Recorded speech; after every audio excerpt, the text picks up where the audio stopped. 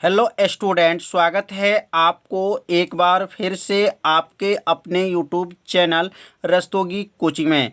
आज के इस वीडियो में क्लास 12 के भौतिक विज्ञान अभ्यास 9 और अभ्यास का नाम क्या है, किरण प्रकाशिकी एवं प्रकाशिकी यंत्र में आज जो है हम लोग पढ़ेंगे प्रकाश के परावर्तन क्या होते हैं और प्रकाश के अपवर्तन क्या होते हैं और इसके कितने नियम होते हैं आज के इस वीडियो में बताया जाएगा। पिछले वीडियो में हम लोग पढ़े थे प्रकाश क्या है, प्रकाश के गुण क्या होते हैं, पुंज क्या होते हैं, पुंज कितने प्रकार के होते हैं, वह जो है पिछले भाग वाले वीडियो में बताया गया था। यदि उस भाग का वीडियो आप नहीं देखे होंगे तो प्लेलिस्ट में वीडियो है, वहां से जा कर के उस भाग का वीडियो आप देख सकते हैं। तो आज जो है पहला यहाँ पर हेडिंग नोट करेंगे, प्रकाश का परावर्तन। तो प्रकाश का परावर्तन क्या है और प्रकाश के परावर्तन की जो घटना होती है वह किस में घटती है। तो याद रखेंगे, प्रकाश के परावर्तन की जो घटना होती है वह दर्पण में घटती है। क्या होती है? दर्पण, मतलब शीशा में जो है प्रकाश के परावर्तन की घटना जो है घटती है। तो आप सभी विद्यार्थी दर्पण को देखे होंगे, जब इसको सूर्य के प्रकाश में जब उसको ले जाया जाता है तो क्या होता है, प्रकाश की किरण उस पर आती हैं और टकरा करके पुनः उसी माध्यम में क्या होती हैं, वापस लौट जाती हैं। इस घटना को ही क्या कहते हैं, प्रकाश के परावर्तन कहा जाता है। तो यहाँ परिभाषा लिख देंगे, जब प्रकाश की किरण जब प्रकाश की किरण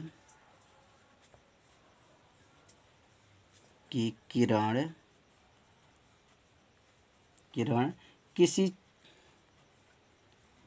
जब प्रकाश की किरण किसी चमकदार सतह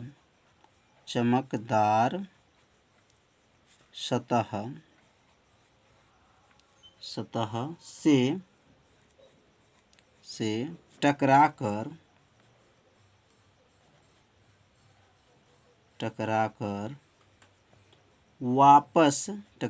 वापस उसी माध्यम में हो जाती हैं, टकराकर वापस उसी माध्यम में लौट जाती हैं।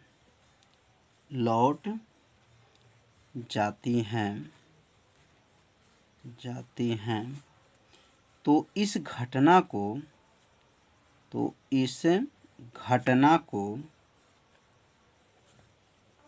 क्या कहते हैं, प्रकाश का परावर्तन कहते हैं। इस घटना को प्रकाश का परावर्तन कहते हैं। प्रकाश का परावर्तन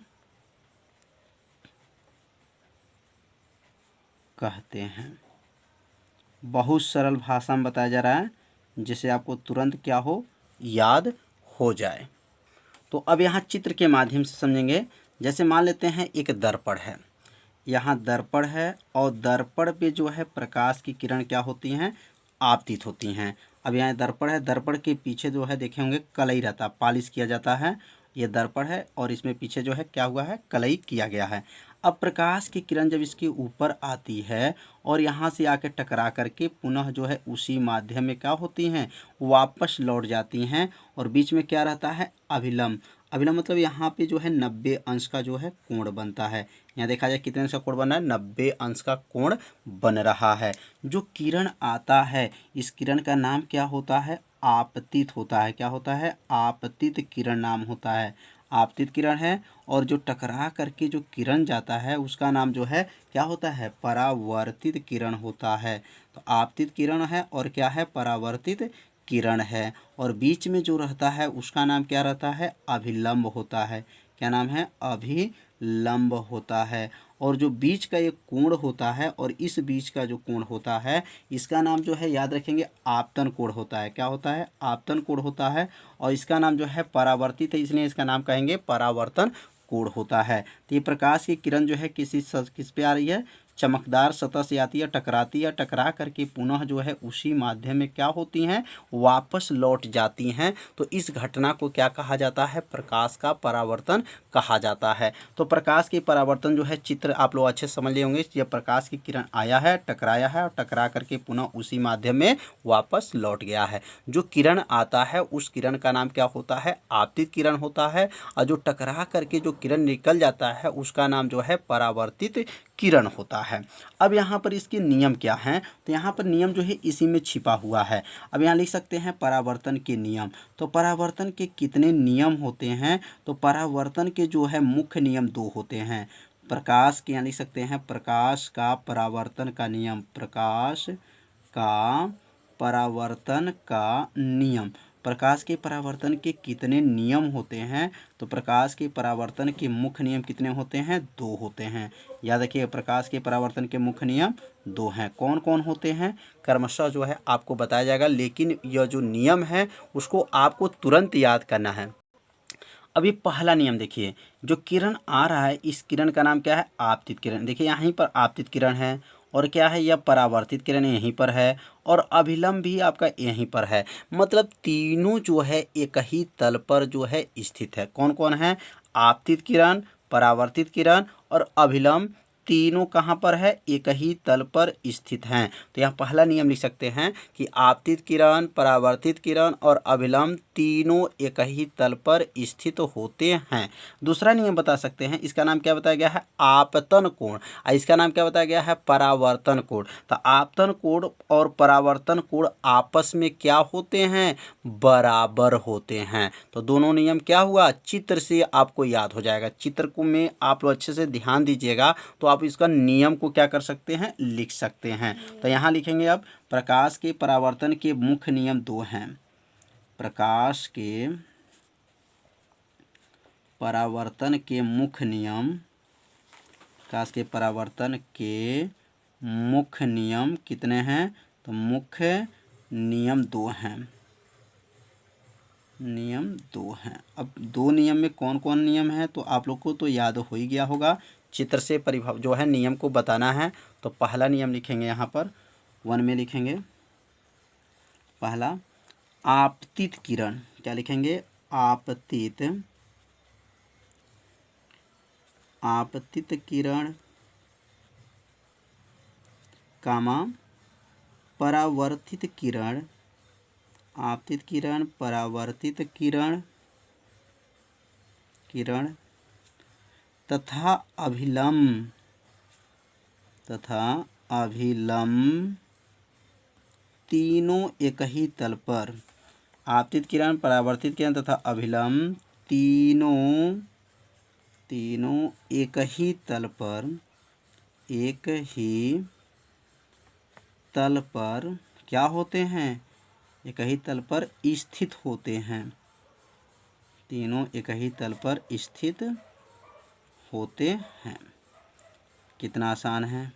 क्या कहेंगे, प्रकाश का जो परावर्तन के मुख्य नियम 2 होते हैं। तो पहला नियम क्या बताया गया, आपतित किरण, परावर्तित किरण तथा अभिलंब तीनों एक ही तल पर स्थित होते हैं। तो चित्र में देख लीजिए क्या ये तीनों एक ही तल पर हैं क्या, तो आपतित किरण यहाँ पर है, परावर्तित किरण यहीं पर है और अभिलंब भी देखिए यहीं पर है। तीनों जो है एक ही तल पर क्या हैं, स्थित हैं। अब दूसरा नियम क्या है, तो अब यहाँ दूसरा नियम लिखेंगे। अब दूसरा नियम है कि आपतन कोण और परावर्तन कोण आपस में क्या होते हैं, बराबर होते हैं। मतलब कोण आई का मान और कोण आर का मान आपस में क्या हैं, बराबर होते हैं। तो अब यहाँ पे लिख लेंगे आपतन कोण,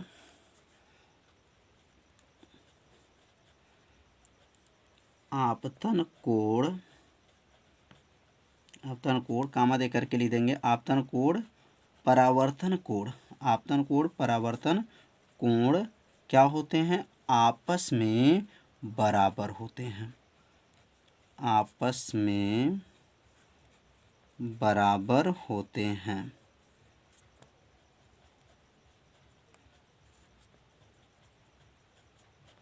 कितना आसान है। क्या कहेंगे, आपतन कोण, परावर्तन कोण आपस में क्या होते हैं, बराबर होते हैं। अर्थात यहाँ लिख सकते हैं कि कोण आई बराबर क्या है, तो कोण आर होता है। मतलब आई का मान और कोण आर का मान आपस में क्या होते हैं, बराबर होते हैं। तो कितना आसान जो है इसका नियम है, 2 नियम था, दोनों नियम जो है आप जो है चित्र के माध्यम से बता सकते हैं।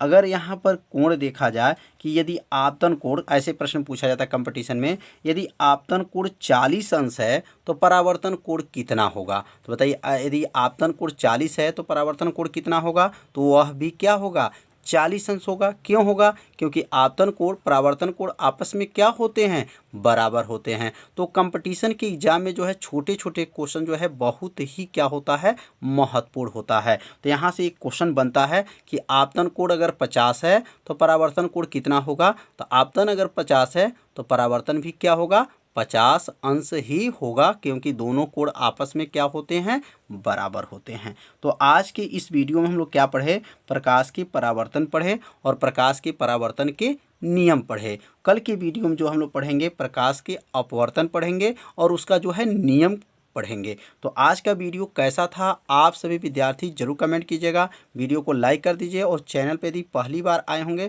तो चैनल को सब्सक्राइब जरूर कर लीजिए और वीडियो को ज़्यादा से ज़्यादा जो है अपने सभी दोस्तों के पास शेयर जरूर कर दीजिए। तो मिलते हैं अगले भाग में, तब तक के लिए सभी विद्यार्थियों को नमस्कार।